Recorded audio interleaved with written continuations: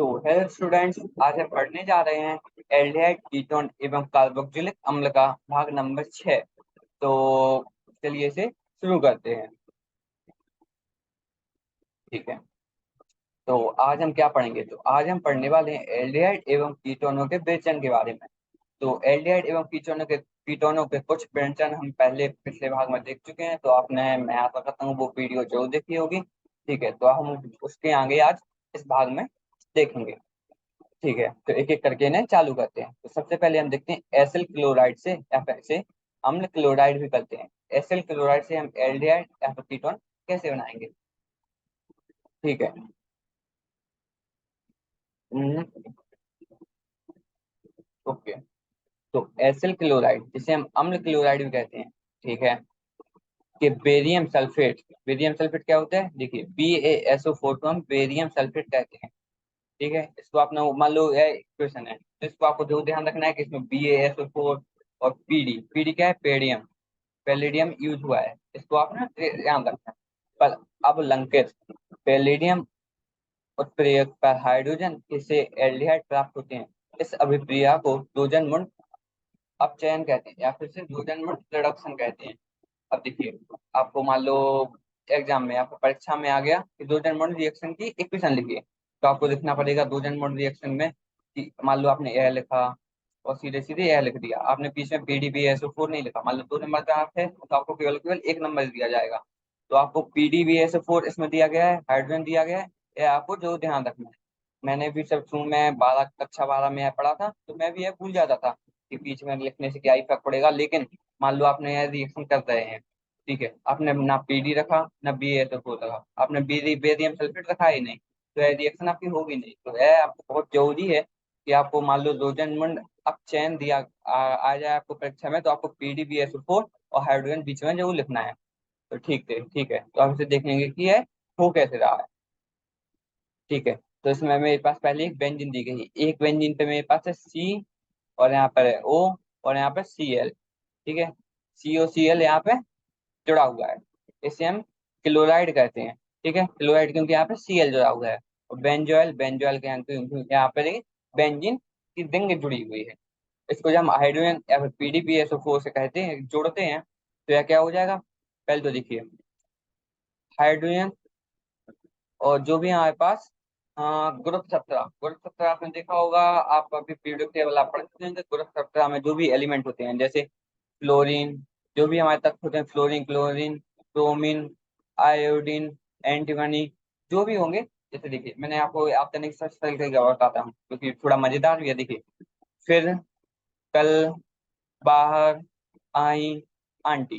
देखिए, तो इस तरह आपको पूरे के पूरे 5 शब्द याद हो जाएंगे। देखिए, फिर से हो जाएगा फ्लोरीन, कल से हो जाएगा क्लोरीन, बाहर से हो जाएगा ब्रोमीन, आई से हो जाएगा आई, और आंटी से हो जाएगा एंटीमनी। ठीक है, तो फिर कल, बाहर आई, आंटी। वैसे आपको शुरू के 4 को याद रखने की बहुत ज्यादा जरूरी है, लेकिन आप 5 भी याद रख लेना, क्योंकि यहाँ पे मैंने सरल तरीका आपको बता दिया है कि आपको याद कैसे रखना है।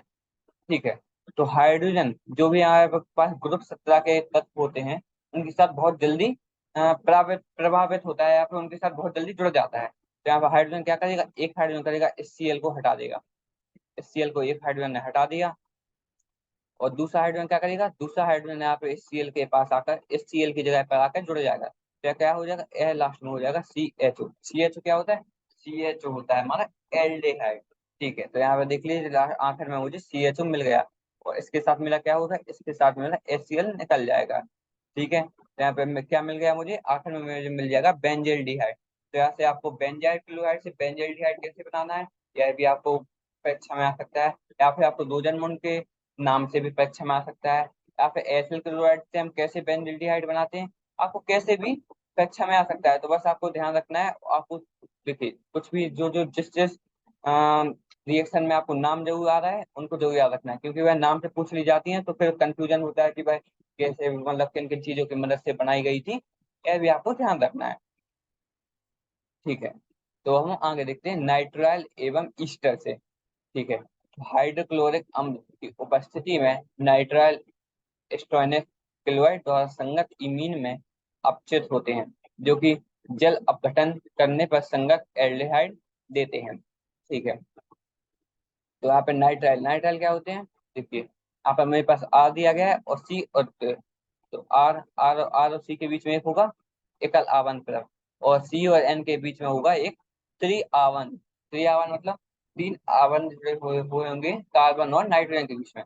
इसका जब हम SnCl2 या फिर HCl, यह आपको जो ध्यान रखना है कि SnCl2 और HCl का हम प्रयोग करते हैं, तो यहाँ पे क्या होगा RCH, यह हट जाएगा, RCH और NH, इन दोनों में एक हाइड्रोजन जुड़ जाएगा। देखिए एक हाइड्रोजन इसके साथ आके जुड़ गया, एक हाइड्रोजन इसके साथ आके जुड़ गया, तो नाइट्रोजन और कार्बन परमाणु के बीच का जो भी एक आवन था वह टूट जाएगा और उन दोनों के बीच में एक हाइड्रोजन आके जुड़ जाएगा।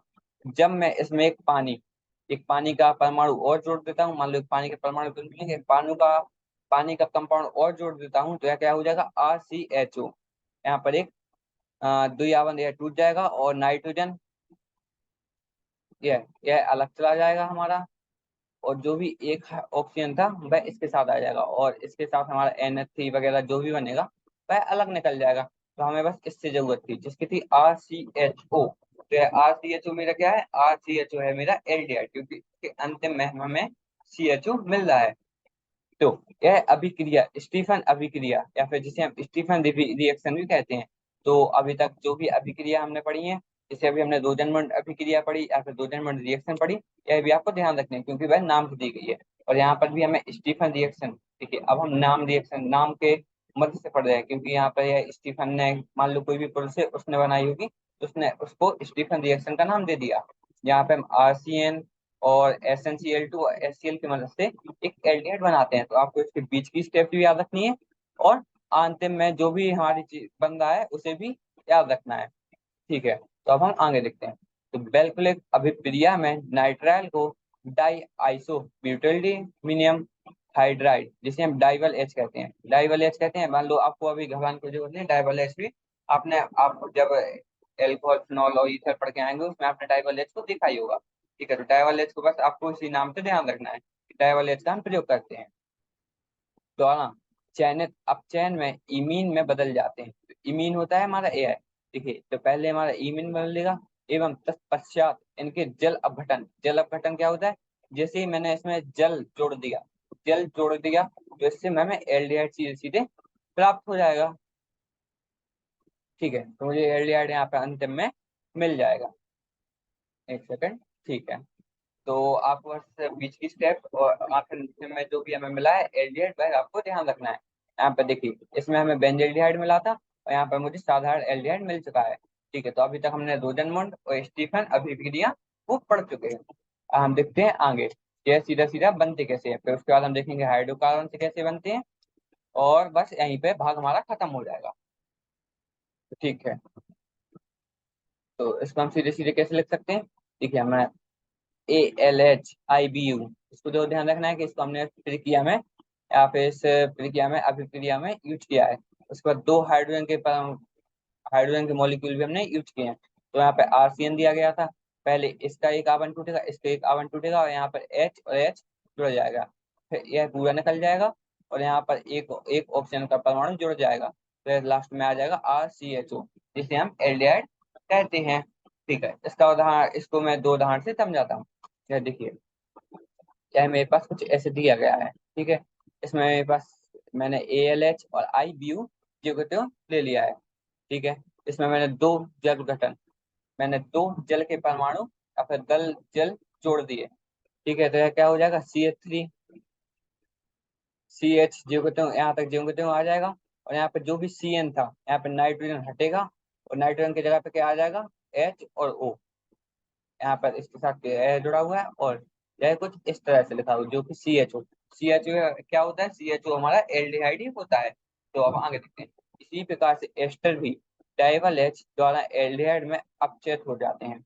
देखिए यह मेरे पास एक एस्टर दिया गया है, एस्टर में क्या होता है, एस्टर में यहाँ पर मान लो मेरे पास H दिया होता है, यहाँ पर मेरे पास H दिया होता है, इन दोनों H को हटाकर मैंने इन दोनों को सीधा सीधा जोड़ दिया है, तो यह मेरे पास एस्टर बन जाएगा। तो यहाँ पर भी मैंने डाइवल H और H2O को, जो कि जल अपघटन कहते हैं, उसे उसे भी जोड़ दिया है। तो यहाँ पर क्या होगा, यह भी जीव कहते आ जाएगा, और यहाँ पर क्या होगा, यहाँ पर एक कार्बन ऑक्सीजन, इस पूरे को हटाकर एक हाइड्रोजन जुड़ जाएगा।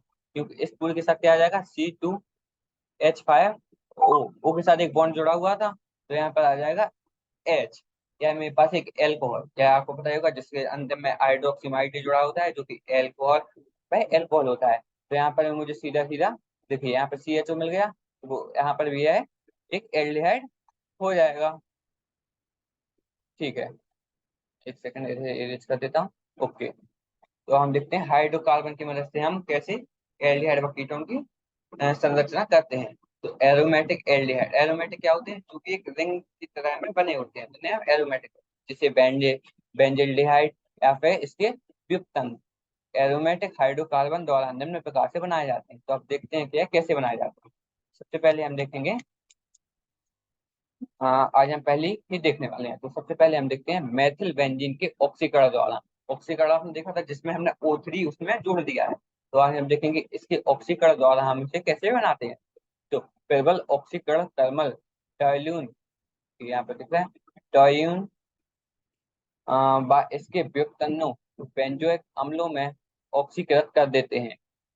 इस ऑक्सीकरण को उपर्युक्त अभिकर्मकों द्वारा एल्डिहाइड चरण में ही रोकना संभव है।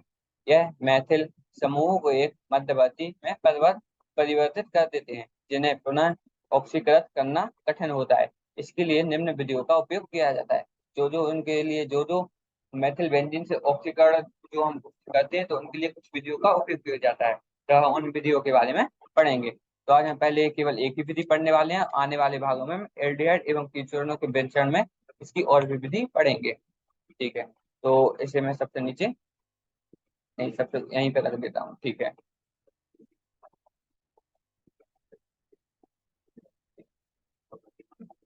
तो क्रोमल क्लोराइड के उपयोग से, तो क्रोमल क्लोराइड क्या होता है, क्रोमल क्लोराइड में आप देखेंगे Cr होता है और Cl होता है। ठीक है, तो Cl जिसमें दिया हुआ होता है वह क्लोराइड होता है। तो ठीक है, तो क्रोमल क्लोराइड का हमारे पास क्या दिया होता है, CrO2Cl2। ठीक है, यहाँ पर क्लोराइड है तो यह क्लोराइड हो जाएगा, और क्रोमियम है तो यह क्रोमिल इसका नाम दिया गया है। ठीक है, तो क्रोमल क्लोराइड मैंने आपको बता दिया है। क्रोमल क्लोराइड देखिए यहाँ पर भी दिया गया है CrO2Cl2, मैथिल समूह को एक क्रोमियम संकुल में ऑक्सीकृत कर देता है, जो जल अपघटन द्वारा संगत बेंजल्डिहाइड बनाता है। ठीक है, तो यहाँ पर हमारे पास मान लो एक टाइल्यून है। टाइल्यून में क्या होता है, एक ऑक्सीजन की रिंग मैंने ली, ऑक्सीजन सॉरी, एक बेंजीन की मैंने एक रिंग ली और उसके ऊपर एक CH3 जोड़ दिया। CH3 एक हाइड्रोजन को हटाकर मैं CH3 जोड़ दूंगा तो वह टाइलिन बन जाएगा। और यहाँ पर मैंने क्या किया, CrO2Cl2 जो कि हमारा क्रोमिक क्लोराइड है उसके साथ इसकी रिएक्शन करवा दी। तो यहाँ पर CH2 की मदद से यह होगा, और यहाँ पर क्या होगा, CH यहाँ पर जो भी हमारे दो कार्बन के परमाणु थे उन्हें मैंने हटा दिया है, क्योंकि ठीक है। और यहाँ पे देखिए O आ जाएगा शुरू में, और OCrO, HCl2, यहाँ पर एक H भी जुड़ चुका है, एक H जुड़ जाएगा इससे निकल के, और जो कि Cl2 और O इसके एक आगे आ जाएगा। तो यहाँ से दो के दो, दो के दो दो कंपाउंड है, दो, देखिए यहाँ पे दो जुड़ जाएंगे, क्योंकि यहाँ पे मैंने दो हाइड्रोजन को हटाए थे, तो उसकी जगह पे दो बैलेंस ही या फिर दो कंपाउंड को ही जुड़ना पड़ेगा। तो यह जुड़ जाएगा। इसके बाद क्या होगा, इसके बाद होगा यूं कि यह ज्यों के त्यों हमारा बाहर निकल जाएगा, और जो इसके साथ एक ऑक्सीजन परमाणु बना है बचा है, वह हमारे O के साथ ऑक्सीजन परमाणु कार्बन परमाणु के साथ द्विआवन बना देगा, क्योंकि यहाँ पर मैंने जल अपघटन करवा दिया है। ठीक है, तो यहाँ से मुझे सीधे सीधे बेंजल्डिहाइड मिल जाएगा, क्योंकि यहाँ पे अंतिम में मुझे CHO मिल गया है। यह अभिक्रिया इटार्ड अभिक्रिया, इसे इटार्ड रिएक्शन कहते हैं। तो आपको ध्यान रखना है कि इसे इटार्ड रिएक्शन कहते हैं। ठीक है, तो इटार्ड रिएक्शन आज हमने पढ़ी, दो जन्मों अभिक्रिया भी हमने पढ़ी, और एक अभिक्रिया भी हमने शुरू में पढ़ी थी, क्योंकि मैं देखता हूँ।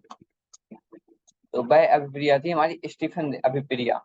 तो स्टीफन अभिक्रिया, और उससे पहले हमने पढ़ी दो जन्मों अभिक्रिया, और उसके बाद हमने पढ़ी इटार्ड अभिक्रिया। तो इन तीनों को आपको इस भाग में से याद ध्यान रखना है। बस आपको क्या करना है, इन तीनों को लिखिए, उसके नीचे अब आपको समझ में आ गया होगा कि यह बनता कैसे है, उनके नीचे बस इनकी इक्वेशन लिख दीजिए। जैसे कि आप परीक्षा से पहले इन्हें पढ़ेंगे, तो आपको केवल केवल इनको ही लिखने की जरूरत होगी। तो जब आप एक बार देखेंगे तो आप देखेंगे कि एक ही दो तीन पेज में ही मेरा पूरा का पूरा एल्डिहाइड, कीटोन या फिर एल्कोहल, फिनॉल, इन सभी के नोट्स बने हुए हैं। तो आपको बिल्कुल क्रिस्प क्रिस्प आप कह सकते हैं, बहुत जरूरी जरूरी चीजें हैं उसमें रखनी है। तो आप जब शॉर्ट्स नोट्स बनाएंगे तो उसमें बहुत जरूरी जरूरी चीजें जरूर लिख लीजिएगा। ठीक है। तो आज हम एल्डिहाइड एवं कीटोनों के व्यंजन में कुछ जरूरी नामकरण अभिक्रिया को पढ़ चुके हैं। और आगे हम क्या पढ़ेंगे, तो आगे हम पढ़ेंगे हाइड्रोकार्बन से एल्डिहाइडों का व्यंजन। तो हाइड्रोकार्बन हाइड्रोकार्बन जो कि हमें होते हैं एल्काइल, वो एल्कीन, एल्केन व एल्काइन, इन तीनों से, या फिर जो भी हाइड्रोकार्बन हमें एल्कोहल, फिनॉल जो भी हमें दिए होते हैं, उनसे हम एल्डिहाइडों का व्यंजन कैसे करेंगे तथा कीटोनों का व्यंजन भी हम आने वाले भाग में देखेंगे। ठीक है, तो आज का लेक्चर बस यहीं पे खत्म करते हैं। धन्यवाद। आप आगे पढ़ के जरूर आइएगा, इस लेक्चर को भी समझना आए तो द्वारा लिख लीजिए।